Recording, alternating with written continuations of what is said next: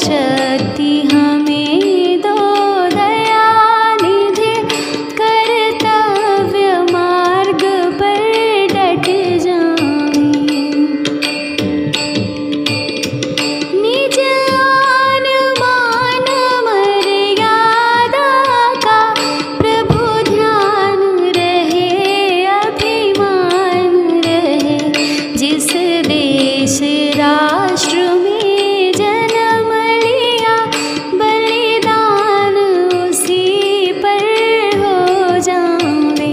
वह शक्ति हमें दो दयानिधि, कर्तव्य मार्ग पर डट जावे।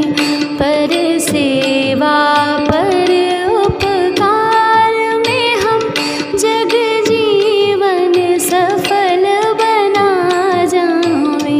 वह शक्ति हमें दो दयानिधि, कर्तव्य मार्ग पर डट जावे। सुप्रभात। आज का सुविचार, थॉट ऑफ द डे। खतरे में हिम्मत रखना आधी लड़ाई जीतने जैसा है।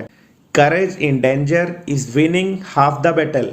इसका अर्थ है कि हमें किसी भी परेशानी की घड़ी में अपनी हिम्मत नहीं खोनी चाहिए, तभी हम उसका डटकर सामना कर सकते हैं। धन्यवाद।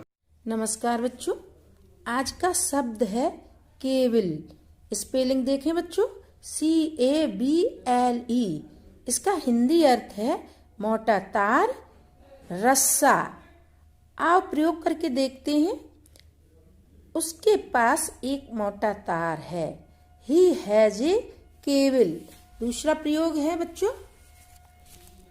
वह मोटे तारों की दुकान का मालिक है। He is the owner of the cable shop. Thank. सुप्रभात। हल करते हैं आज की पहेली। देखने में वह काला है और जलने पर लाल, फेंकने पर वह है सफेद, खोलो बच्चों उसका भेद। हल करिए। इस पहेली का हल है कोयला। धन्यवाद। नमस्कार। History of the day. सन 1660 में आज ही लंदन में विज्ञान के विकास को गति देने के लिए द रॉयल सोसाइटी का गठन हुआ।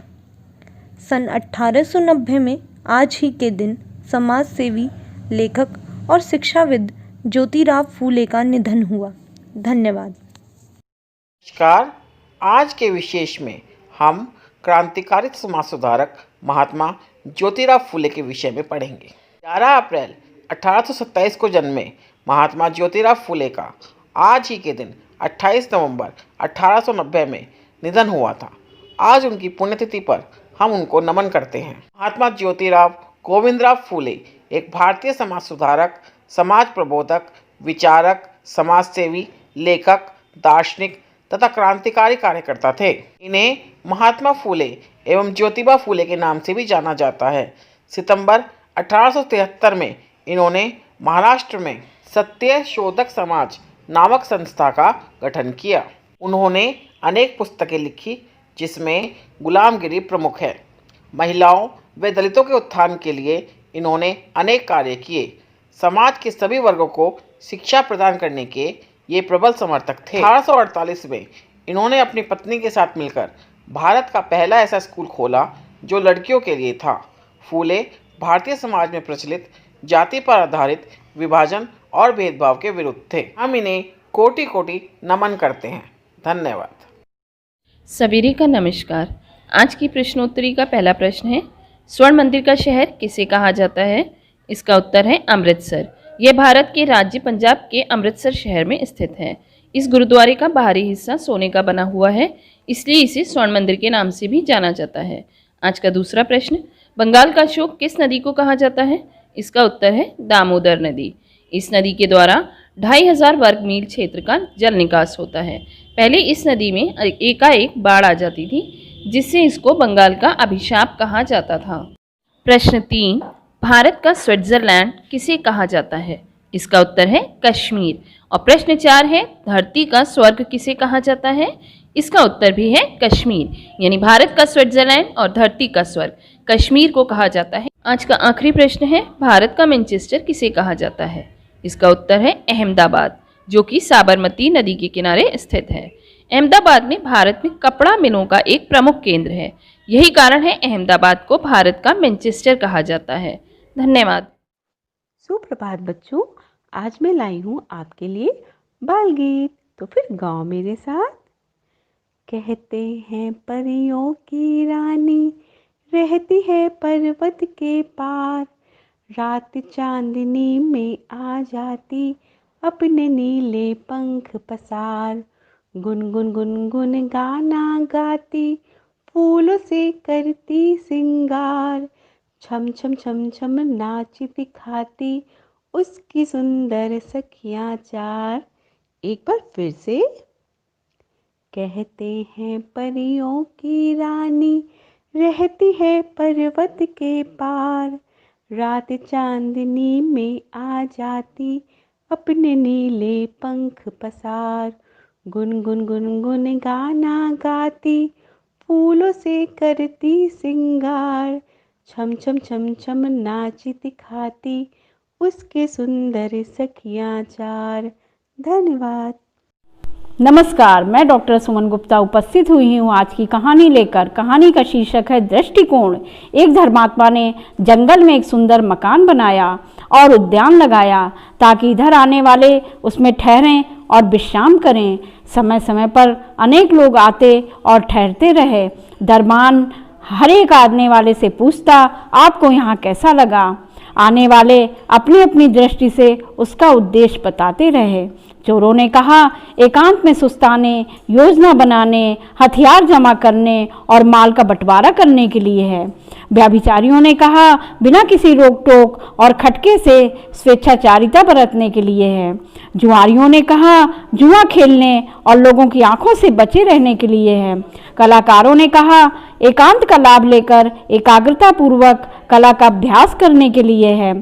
संतों ने कहा, शांत वातावरण में भजन करने और ब्रह्मलीन होने के लिए है। कुछ विद्यार्थी आए और उन्होंने शांत वातावरण में विद्या अध्ययन ठीक प्रकार का होता है यह कहा। हर आने वाला अपने दृष्टिकोण द्वारा अपने कार्यों की जानकारी देता रहा।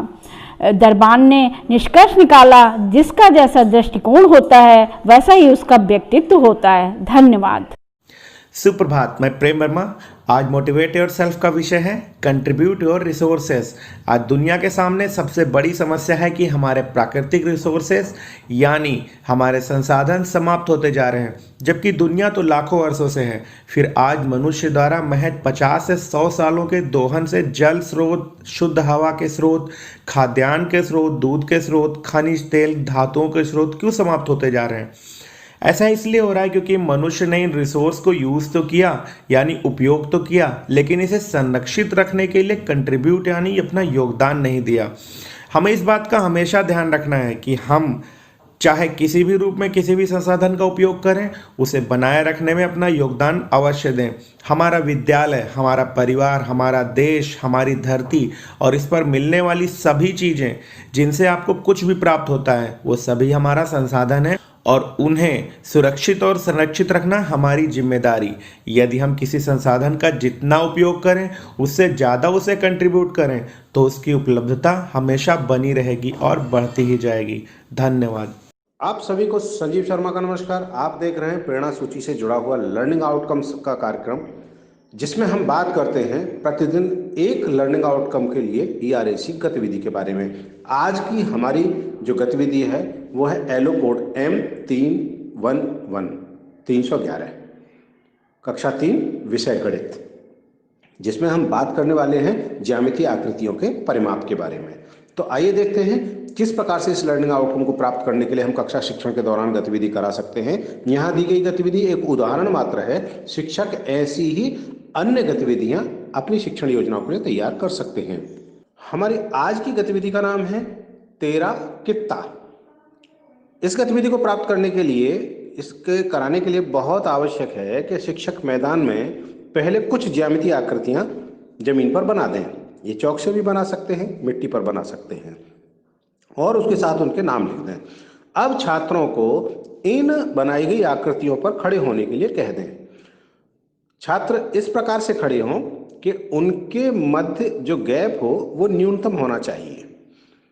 और अब किन्हीं दो छात्रों के लिए कहें कि वो प्रत्येक आकृति पर खड़े हुए छात्रों की संख्या को गिन लें और गिनकर नोट कर लें, और नोट करने के बाद पूछें तेरा कितना, अर्थात तेरी आकृति पर कितने छात्र, और ये सभी को स्पष्ट करें।